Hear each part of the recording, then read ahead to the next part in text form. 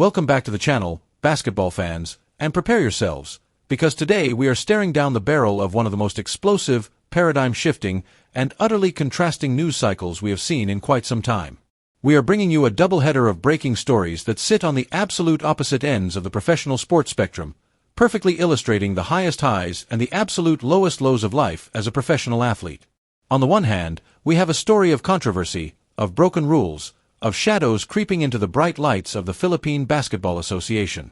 We are talking about the shocking, earth-shattering reports surrounding the San Miguel Beer Men import, a player who was brought in to elevate an already historic franchise, now suddenly caught in the crosshairs of a massive, franchise-altering scandal involving forbidden drugs.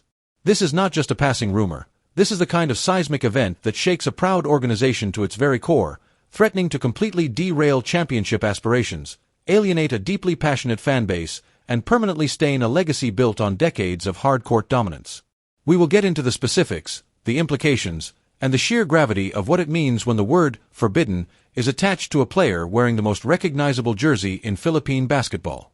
But then, as if to remind us that the sports world is always balancing its darkness with a blinding light, we look over to the hyper-competitive, relentless, unforgiving environment of the National Basketball Association. Over there, we are witnessing a completely different kind of transformation, a story not of sudden downfall, but of a quiet, remarkable resurrection. We are seeing the return, or rather, the much-anticipated evolution, of Bol Bol. But it is not just his incredibly unique game, that mind-boggling combination of immense height and guard-like skills, that is making headlines today. No, the biggest story coming out of his camp is about his demeanor. The reports are flooding in from reporters, teammates, and coaches alike. Bol Bol is back to being friendly. He is smiling. He is engaging. He is communicating. He is actively becoming the positive locker room presence that critics and doubters have spent years claiming he could never be.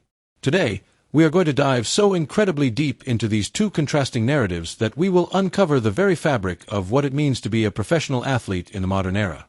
We are going to examine how a single bad decision regarding prohibited substances can obliterate a career in an instant, and conversely, how a simple shift in attitude, a willingness to open up and be a good teammate, can breathe new life into a career that many thought was fading into obscurity. Let us first set the stage and understand the magnitude of what we are dealing with. When we talk about professional basketball, we are not just talking about a game played with a leather ball on a hardwood floor.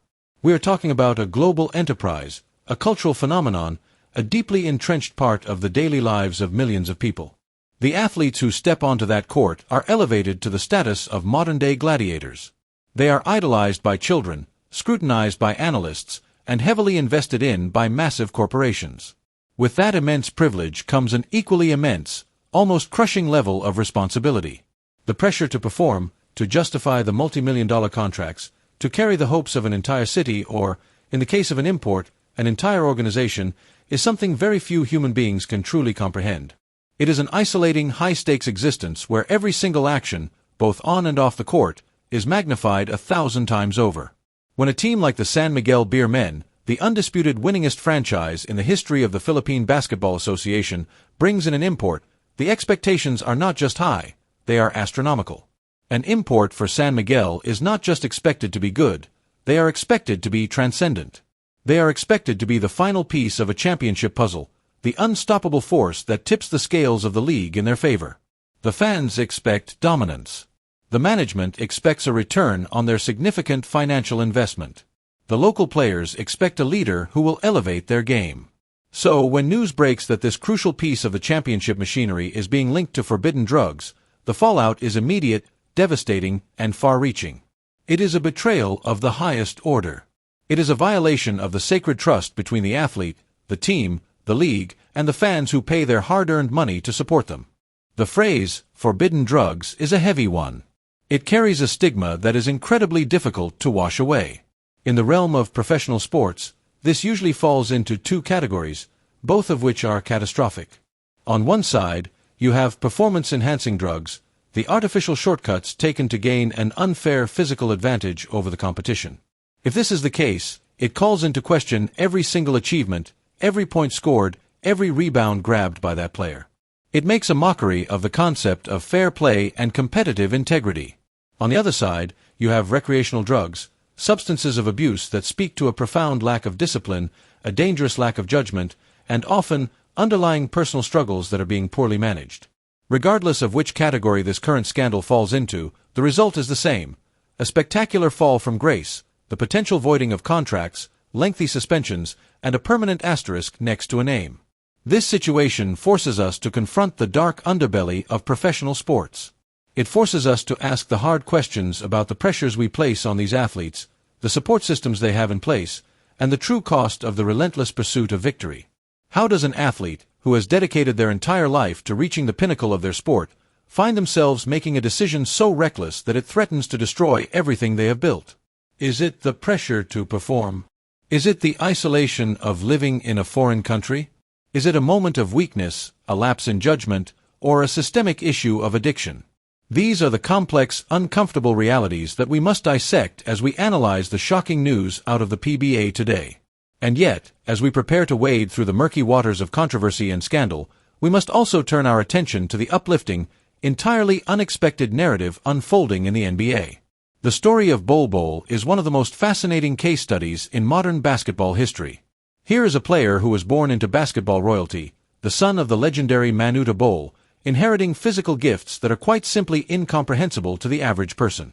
Standing over 7 feet 2 inches tall, with a wingspan that seemingly stretches across the entire court, possessing the handle of a point guard and the shooting touch of a shooting guard, Bol Bol is the definition of a basketball unicorn.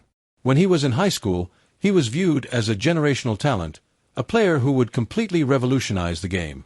But the path from high school phenom to NBA superstar is rarely a straight line, and Bol Bol's journey has been fraught with detours, disappointments, and intense scrutiny. The concerns leading up to his NBA draft were rarely about his physical talent. Instead, they were heavily focused on his injury history and, perhaps more significantly, his perceived attitude. The scouting reports were filled with whispers about a lack of motor, a disinterest in the physical aspects of the game, and a demeanor that was often described as aloof, detached, or even uncoachable. When he slid down the draft board, it was a harsh reality check.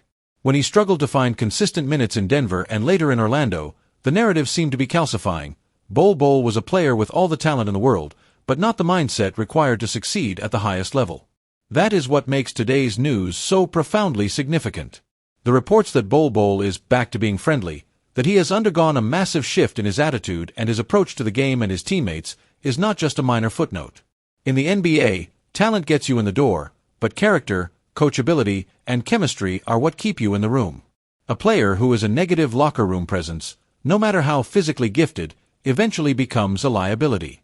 A player who embraces their role, supports their teammates, and brings positive energy to the facility every single day becomes an indispensable asset.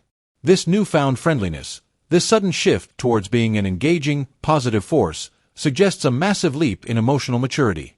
It suggests that Bol Bol has finally realized that playing in the NBA is not just about what you do with the ball in your hands. It is about how you interact with the people around you. It is about building trust with your point guard, communicating on defense, taking constructive criticism from your coach without pouting, and understanding that you are part of a collective ecosystem. By changing his attitude, Bol Bol is essentially changing his entire career trajectory. He is unlocking the potential that has been trapped beneath layers of perceived apathy. So, buckle up. Get comfortable. Grab a drink and settle in, because we are about to embark on an exhaustive, highly detailed exploration of human nature, professional sports, bad decisions, and the incredible power of a positive attitude. This is not going to be a quick summary. This is going to be a comprehensive deep dive into the absolute defining news of the day. Let us begin by tearing down the walls surrounding the San Miguel beer men import situation. To truly grasp the magnitude of the scandal, you have to understand the ecosystem of the PBA. The Philippine Basketball Association is not just a sports league, it is a cultural institution. The passion that Filipino fans have for basketball is unmatched anywhere else in the world. It is a religion, a way of life, a daily topic of intense debate on every street corner. Within this fervent environment, the San Miguel beer men stand as the ultimate titan. They are the benchmark of success, the gold standard of franchise management, and a team that carries the weight of incredible historical expectations every single time they step onto the hardwood. When the San Miguel management goes out to scout and sign an import, they are engaging in a highly complex, incredibly high-stakes game of international recruitment. The import is the focal point of the offense, the anchor of the defense, and the player who is expected to carry the team on their shoulders during the most crucial moments of a game. They are paid handsomely, treated like royalty, and heavily scrutinized by a media apparatus that analyzes their every move, both on and off the court. So, let us dissect the concept of forbidden drugs in this specific context. The PBA, like all major professional sports leagues, has a strict anti-doping policy. This is not just a suggestion, it is a fundamental pillar of the league's integrity. When an import is flagged for prohibited substances, it initiates a catastrophic chain reaction. The first immediate casualty is trust. The front office, who spent months scouting, negotiating, and vouching for this player's character, is instantly humiliated. The coaching staff, who spent weeks integrating this player into their highly complex offensive and defensive schemes, suddenly has to tear up their playbook and start from scratch in the middle of a grueling conference. The local players, the veterans who have bled for this franchise, feel betrayed by a teammate who decided to put their own selfish choices above the collective goal of winning a championship. If the substance in question is a performance-enhancing drug, we are looking at a fundamental breach of competitive fairness. PEDs alter the natural landscape of the game. They allow a player to recover faster from injury, to run faster, to jump higher, and to endure physical punishment that would break a clean athlete. If an import was using PEDs to dominate the local competition, every single victory they contributed to becomes tainted. It forces the league to question the validity of the results, and it leaves the opposing teams feeling robbed of a fair contest. The PBA cannot and will not tolerate this, as it completely destroys the illusion of a level playing field. The sanctions for PED use are severe, typically involving lengthy bans that effectively end an import's career in the Philippines, and severely damage their reputation on the international market. However, if the forbidden drugs refer to recreational substances, the narrative shifts from cheating the game to a profound personal failure and a breach of contractual conduct. Professional athletes are expected to maintain their bodies as temples. They are elite physical specimens whose livelihoods depend on their health and fitness. The use of recreational drugs, whether it is an issue of addiction or merely a phenomenally bad lapse in judgment, indicates a player who has lost focus. It shows a disrespect for the opportunity they have been given. The isolation of playing overseas, away from family, friends, and normal support systems, is a well-documented psychological challenge for imports. The culture shock, the immense pressure to perform immediately, and the vast amounts of free time can sometimes lead players down incredibly dark paths. But the consequences remain absolute. A positive test for recreational drugs usually results in immediate termination of the contract, a swift deportation or departure from the country, and a public relations nightmare for the team involved. Let us look at the ripple effects of this. The San Miguel beer men now have to scramble. They have to enter the incredibly difficult process of finding a replacement import at a moment's notice. The pool of available, high-quality talent mid-season is exceptionally shallow. They will have to bring someone in who has no chemistry with the team, no understanding of the playbook, and who may not be in game shape. This completely derails their momentum. Furthermore, it casts a long, dark shadow over the entire organization. The management has to answer to the corporate owners, the coach has to answer to the media, and the players have to somehow block out the noise and try to salvage the season. This is the destructive power of a single, terrible decision regarding forbidden drugs. It is a localized explosion that leaves a massive crater in the middle of a franchise's season. Now, let us completely shift gears, leave the controversy behind, and focus on the incredible, evolving story of Bol Bol in the NBA. To understand why Bol Bol back being friendly is such massive news, we have to trace the very specific, highly unusual arc of his career. Bol Bol is a player who has always been defined by his extremes. He possesses extreme physical gifts, a 7 feet 2 inches frame with a 7 feet 8 inches wingspan and the fluidity of a guard, but he has also been weighed down by extreme expectations and extreme criticisms. When you are the son of an NBA icon, the spotlight finds you early. Bol Bol was a viral sensation in high school. Mixtapes of a high school kid towering over his opponents while crossing them up and hitting step-back three-pointers flooded the internet.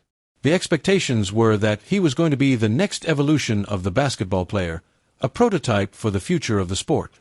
But then came the foot injury in college at Oregon, a catastrophic red flag for a player of his size. The injury concerns, combined with whispers from scouts about a lack of competitive fire and a poor attitude, caused him to plummet in the 2019 NBA draft, falling all the way to the 44th overall pick.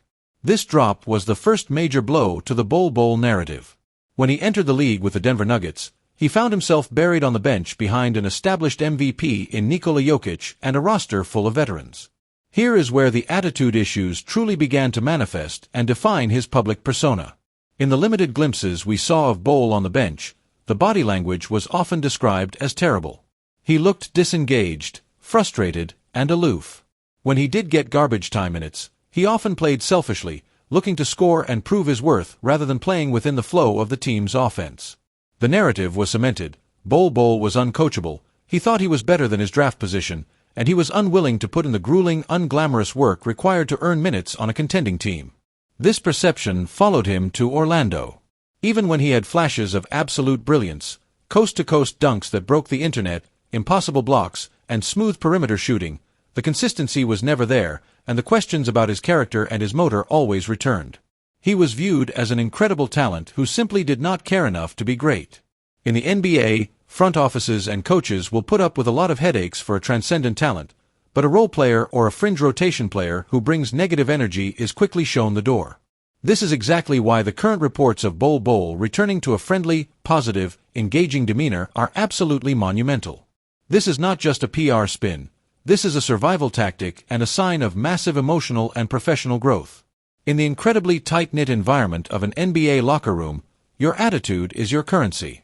If you are a player fighting for minutes, fighting for your NBA life, you cannot afford to be a drain on the team's energy. When we hear that Bol Bol is back being friendly, what does that actually look like on a day-to-day basis in the NBA? It means he is the first one in the gym and the last one to leave, and he is doing it with a smile. It means when he is sitting on the bench during a game, he is not slouching with his arms crossed. He is up on his feet, waving a towel, cheering for his teammates, and calling out defensive coverages. It means during timeouts, he is looking the coach in the eye, nodding, and absorbing instructions rather than looking at the jumbotron. It means he is going out of his way to build relationships with the coaching staff, the trainers, and the equipment managers. It means he understands that he is a professional, and part of his job description is being a positive force in the workplace. The impact of this shift cannot be overstated. When a coach sees a player actively trying to be a good teammate, they are significantly more likely to trust that player on the floor.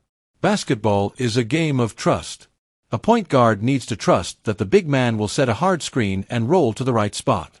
A defender needs to trust that their teammate will provide weak side help. If a player is aloof and unfriendly off the court, that lack of trust inevitably bleeds onto the court. By breaking down those barriers, by being friendly and engaging, Bol Bol is fundamentally changing the way his teammates and coaches perceive him.